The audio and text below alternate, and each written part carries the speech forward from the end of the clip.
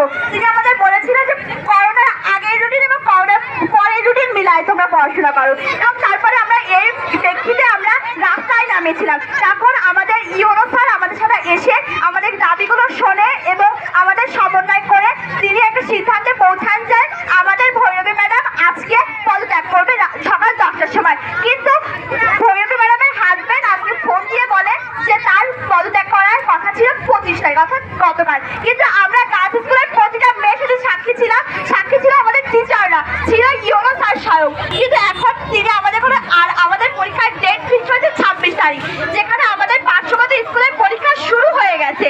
এজন্য আর আমাদের যে সিলেবাসটা দেওয়া হয়েছে, রুটিন দেওয়া হয়েছে, সেই রুটিনে আমাদের হেডমিস্ট্রেসের স্বাক্ষর ছিল না। তাহলে ওইটা যে আমাদের স্কুলের রুটিন, ওটা আমাদের কার্যকরী রুটিন, এটা কিভাবে আমরা বুঝবো? আমাদের 26 তারিখ পরীক্ষা, আমাদের যে পরীক্ষাটা খাতা, সেই খাতা এখনো প্রস্তুত হয়নি, প্রশ্ন ফিট করা হয়নি, আমাদের এখনো প্রবেশ করতে দেওয়া হয়নি। আমরা যে প্রশ্ন ফিট দিছি ওটা কার যাবে, কোন ব্যাংকে জমা হবে, আমরা এগুলো জানতে চাই। এই ছাড়া আর কোনো অভিযোগ আছে কিনা? না, আমাদের এই বর্তমান অভিযোগ।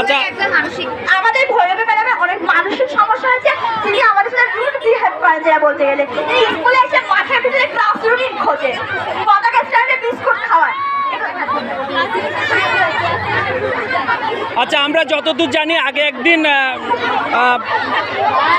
এরকম তোমরা অবরোধ করছিলে, সেখানে কথা ছিল 24 তারিখে ওনার অবসরে যাওয়ার কথা ছিল, আজকে 24 তারিখ, রিজাল্ট কি? 24 তারিখ তার কাছে আমরা ফার্স্টে তার হাজবেন্ডের কাছে কল দিছি, দেওয়ার পরে তার হাজবেন্ড কল ধরতেছে না, তারপরে আবার কল দেওয়া হয়েছে আমাদের অফিসার, সে কল দিতে দেওয়ার পরে বল নাকি 25 তারিখ ডেট ছিল, 25 তারিখ ডেট ছিল না, 24 তারিখ ডেট ছিল, সে বলে 25 তারিখ। তারপরে আবার ডিডির কাছে কল দিছি, ডিডির কাছে কল দেওয়ার পরে সে বলে ভৈরবীকে সে চিনতেছে না, এমন একটা অবস্থা।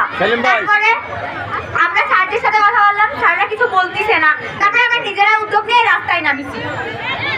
এখন আমরা তো ওই দিন সরেজমিনে ছিলাম, আমরা জানি 24 তারিখে আজকে উনি অপসারণ এবং পদত্যাগপত্র জমা দিবেন এবং আপনাদের দাবি দাবা উনি মেনে নিয়েছেন। ইউনো ম্যাডাম মেনে নিয়েছেন। আজকে ইউনো ম্যাডামের প্রতিক্রিয়া কি? গঠন করে দিয়েছিল, ওই যে রুটিনের এক কমিটি গঠন করে দিয়েছিল, রুটিনের তারপরে অন্যান্য বিষয়ে একটা কমিটি গঠন করে দিয়েছিল সেদিন। ওই দিন ইউনো ম্যাডামের প্রতিক্রিয়া আজকে কি? আজকে ইউনো ম্যাডামকে যে আমরা পাইনি, সে তার লাঞ্চ টাইম ছিল আর নামাজের জন্য আধা ঘন্টা সময় নিয়েছিল। ইউনো ম্যাডাম আমাদেরকে বললো যে তোমরা থাকো, আমি আসছি। আমরা ছিলাম না এখানে, আমাদের স্কুলের ভিতরে এইসব মেয়েরা দাঁড়াই ছিল আমাদের জন্য, আমরা গেলে তারপরে স্কুল ছুটি হবে। তারপরে ইউনো ম্যাডামের সাথে আমরা কথা বললাম, ইউনো ম্যাডামও এক কথা বললো, ডিডি কল দিবে, তারপরে সে আমাদেরকে কিছু জানাবে। কিন্তু ডিডি তাকে তখন কল দিছে কিনা আমরা জানি না। আমরা স্কুলে এসে তখন ডিডিকে কল দিছি, তখন ডিডি বললো যে আমি ইউনো ম্যাডামের সাথে কথা বলছি, তারপরে আমরা কিছু জানি না। ইউনো ম্যাডাম ওইটুকুই বলছিল আমাদেরকে।